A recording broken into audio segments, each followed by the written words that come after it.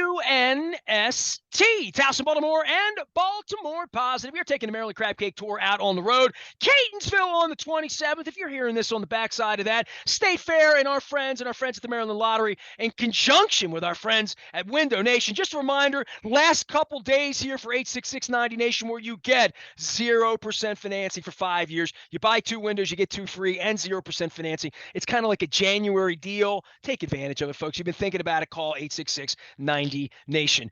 We do lots of things around here, and I don't have this guy on often enough, although he does hijack our radio station each and every Monday between 8 and 9 and noon. Right around lunchtime, Bruce Posner comes on. It would be Terp talk, but he doesn't just talk about the Terps, of course, but in Terp season, which is about 11 and a half months of the season for Bruce Posner. He comes on Monday morning. Sometimes it's Terps, sometimes it's Lamar, sometimes it's golf, but right now it's all things Super Bowl. And let's be honest, Bruce, this Lamar Jackson thing is the biggest story in sports, really, because it's the biggest contract in the biggest game in advance of the Super Bowl. People are calling me Lamar is the biggest story in the country in the next couple of months. Yeah, the story doesn't go away. And have you gotten to the point where you're almost sick about talking about it? I mean, it seems like we've been talking about it on the air and everywhere else for probably a year. Like it doesn't end. It's like constant. And the debates and all the cryptic messages.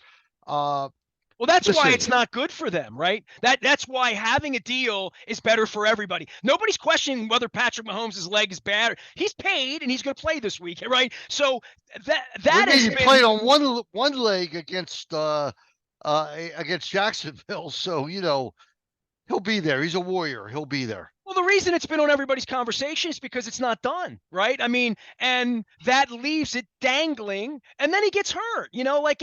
It's full of intrigue from the ownership level, the players association level, the owners fighting with each other about guaranteed money, and it's thick. It's really, really thick.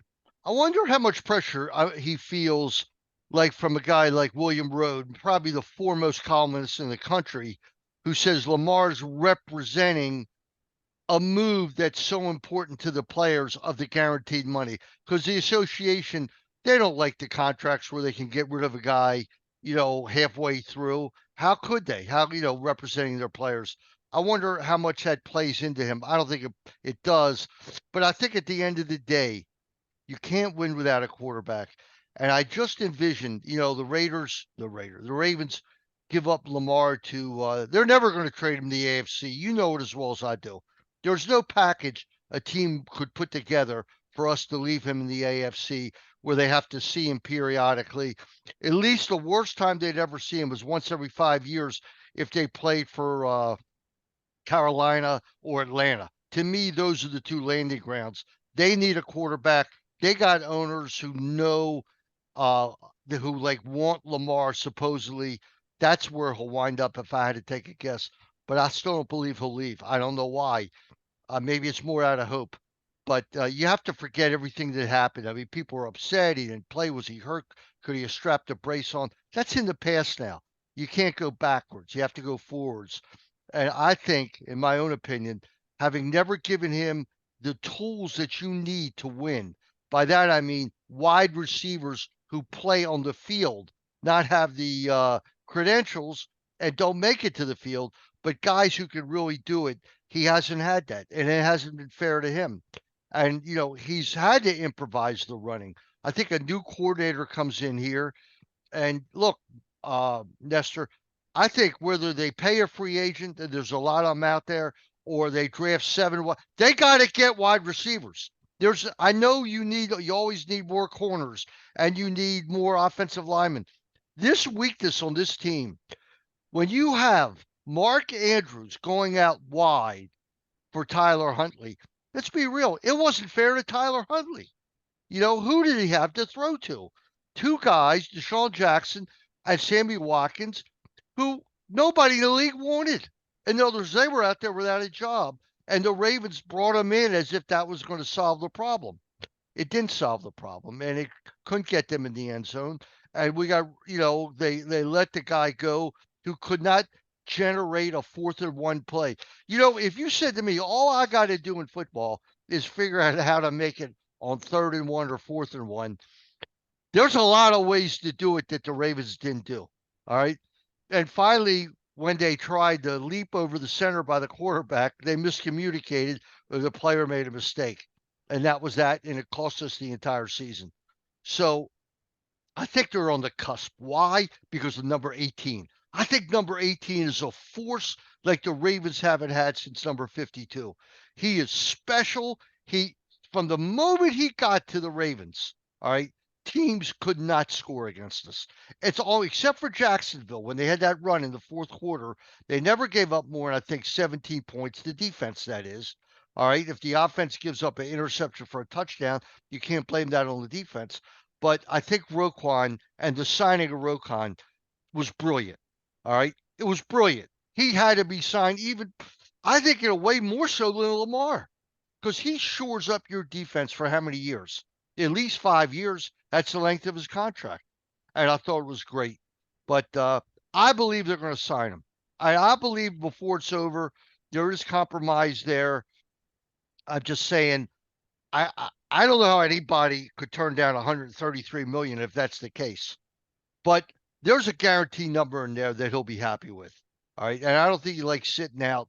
And I do believe in his Do you heart. think he wants to play for the Ravens, Bruce? Yes, I do. I really do from the bottom of my heart that he wants to. Okay. I just feel that way. Maybe I've got it read wrong, but he just loves that thing of being the guy from the city where you don't leave. He looks at Aaron Rodgers. He looks at all the great guys who stayed with one team. And you never hear him talking about leaving. You hear cryptic garbage, okay? But that's that's Twitter. If you go by what goes on Twitter, you can't follow anything. You know that more than anybody. But I believe that, and maybe I'm wrong, but I hope I'm not, because you can't win without a quarterback. And I'm 72 years old. I don't have 8 years to wait for a rebuild. I want to win. You know what I mean? You think I'm kidding? When you turn 72, that's why I love Mike Locksley. Mike Locksley loves Maryland. He's a guy who wanted to come when nobody else did. He got paid. He knows how to. He's a great offensive mind. Would have been a great offensive coordinator in the pros, but now he makes 4.4 million. He'll never get there. And he's happy. And I love the guy. He's there for hopefully the rest of my life. All right. And I just think he's a winner. And I think you need that stability in college. But in the pros, is what have you done for me lately? And that's why Greg Roman's looking for a job. And that's the bottom line. All right. And let's talk a little Terps, because I want to talk about moral victories, Nestor. You and me don't believe in moral victories, but the Terps had one on Sunday.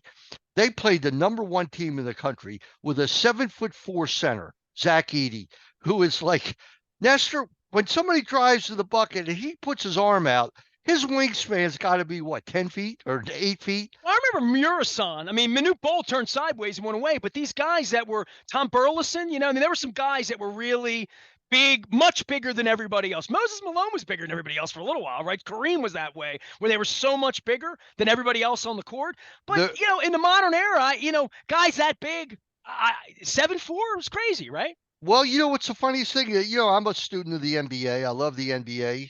Unlike most people who just, watch it when the playoffs come. But I love it. I love to follow the Maryland guys. But I have to tell you, I'm flabbergasted when you look at NBADraft.net, and that's considered the Bible of the future drafts. All right, you go there, and of their top 60 picks, they're going to nail 55 of them. That's how good they are. Maybe 50, okay? Zach Edey's not in there. How can that be? He's like, nobody in the NBA wants him. I know he doesn't fit the profile anymore for a center. And they don't really look for centers. They want big guys who can go out and hit the three and stuff like that.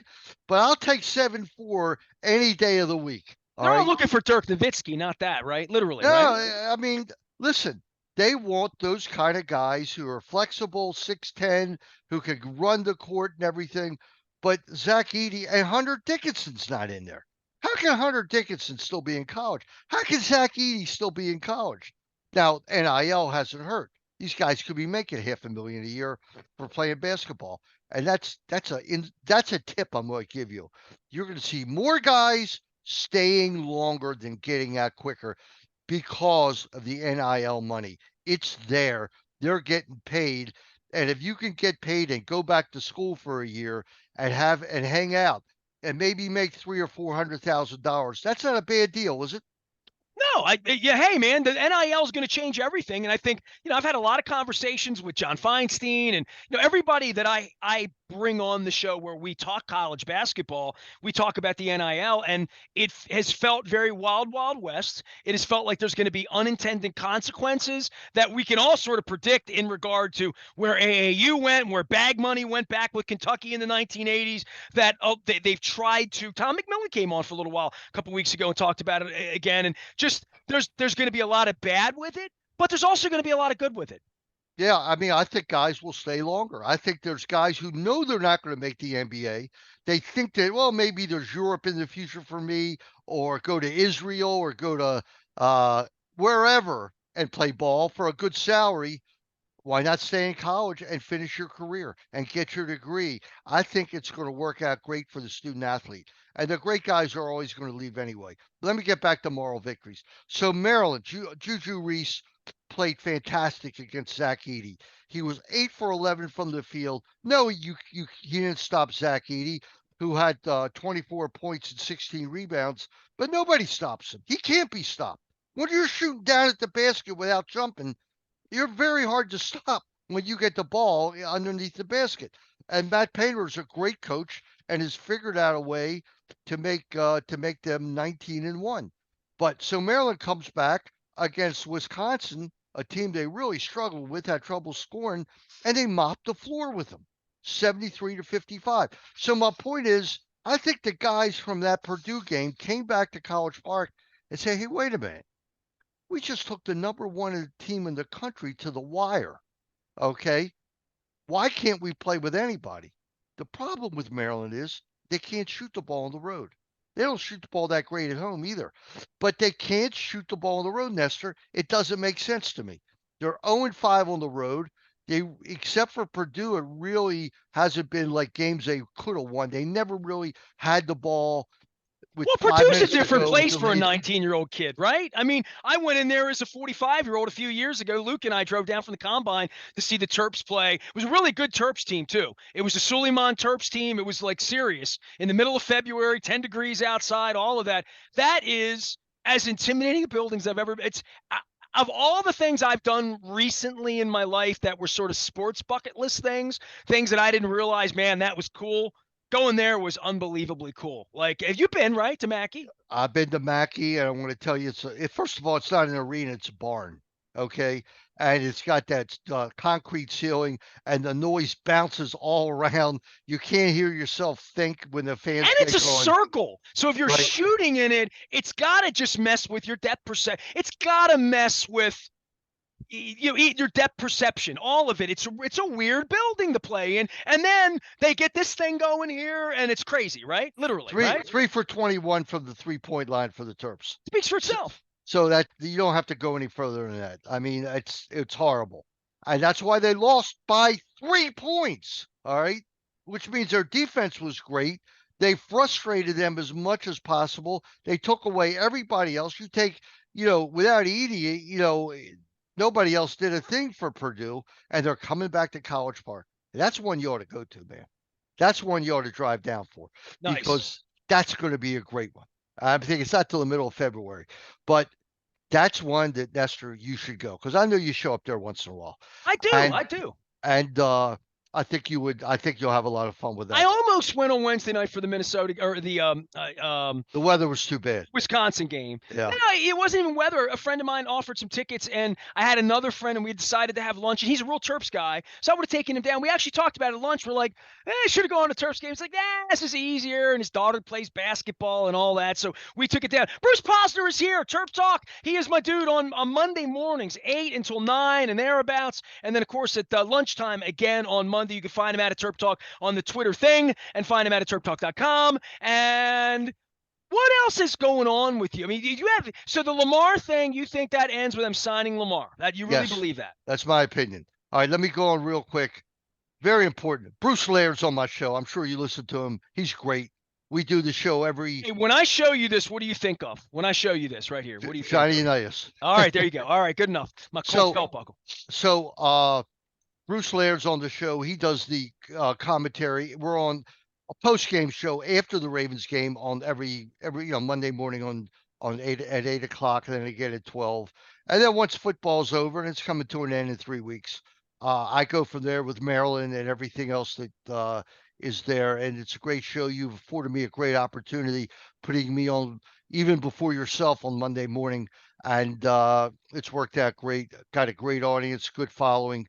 And one thing's coming up that is right here in my heart that I love. It starts next February 4th. All It's right. too damn cold to throw a lacrosse ball. Come on. How'd you know that's what it was? Because I know, because you got 48 dudes sitting behind you celebrating a lacrosse championship. Let me tell you something. People thinking you're a basketball guy or a football guy. Not really. I mean, you're sort of maybe resigned that they're never going to win a national championship in football. That maybe you'll live long enough in basketball, but you're damn well convinced you can win 10 more lacrosse championships. There's no right? doubt. And the greatest coach in the world. We had the greatest team in the world. We had a show about that with you. The greatest team ever, in my opinion, arguably the greatest team ever.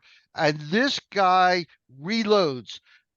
So many guys graduated last year. You lost a Tour-a-thon winner. You lost, three 25-year-old guys because of COVID. I mean, it was a special team that came together, and somehow or another, Tillman puts a team together that's preseason ranked number 2. A lot of people have them number 1. Until somebody beats them, they'll be number 1. And all I can tell you is, you say, well, he picked a softer schedule. He didn't pick a softer schedule. He's got the hardest schedule that you could imagine, Nestor. In other words, week after week, he's going to Loyola to play Charlie Toomey. He's got Syracuse coming into town. He's got Notre Dame coming into town. He's going to UVA, the number 1 team, supposedly. This guy he lives, dies, and breathes Maryland lacrosse. He's the greatest proponent a school could have for a team. And listen to me if you want to hear about a great team every Monday morning, because I promise you I'll be covering it. And I can't wait for the Orioles. I think you're the same way. The Orioles excited me last year. Yeah, the off season's been not too much going on. But, when I think Gunnar Henderson and Adley got so many great things to talk about the whole year that when this Lamar thing finally settles and we don't have to talk about it again, whatever happens, all right, there's so much going on. And that's why I love that 8 o'clock show on Monday, because I wrap up everything. I do it at 1 o'clock in the morning, and you can attest to that. All right. It's the technology allows us to be as fresh as you want to be at 8 a.m. Right? Like, I mean, Luke and I get out of bed at 5:30 every Monday because we want it to be. We sleep on the game usually. Usually we because of injuries overnight, but we do our thing early in the morning, and it's been a wonderful relationship over the last 5-6 years with you, and certainly over the last 9 years since I've switched the format. And I know our audience loves it too, and they rely on you being there Monday, and sometimes at lunchtime too. Sometimes we get you a little behind around 12:15, but you're always on at lunchtime. And hey, man, I sang the Baltimore Colts fight song with Dennis earlier because we got into talking about championship games and how they're trying to take the championship game away, and we haven't had one here since '71, all that stuff. But I could sing the Terps fight song, Maryland, we're all behind. You like that? Pretty good. Bruce, I will see you on Monday morning, and come on a little more often, man. This Lamar thing, there's going to be a lot of twists and turns in this thing before it's solved. Well, when it's finally solved, I'll definitely want to be on with you. And let's do a mid-year lacrosse report, and I'll give you an update as to what's going on as the Orioles start their season. But, Nestor, it's always a pleasure being on with you, my friend. Where's Final Four this year, lacrosse, so I don't have to look it up? What's that? I'm sorry? Where's the Final Four this year, lacrosse? Final Four, very easy, Philadelphia. Yeah, championship games. As long as they're greasing the poles down on Sunday night, I'm a little worried about those people up there. Bruce Posner can be followed at Terp Talk out on Twitter, as well as on terptalk.com and here at WNST each and every Monday at 8 a.m. and again right around lunchtime. Terps, lacrosse, Lamar, Super Bowl. I've had some great stuff going on this week in the Maryland Crab Cake Tour out at State Fair in Catonsville. We are WNST AM 1570 Towson, Baltimore, and we never stop talking Baltimore positive.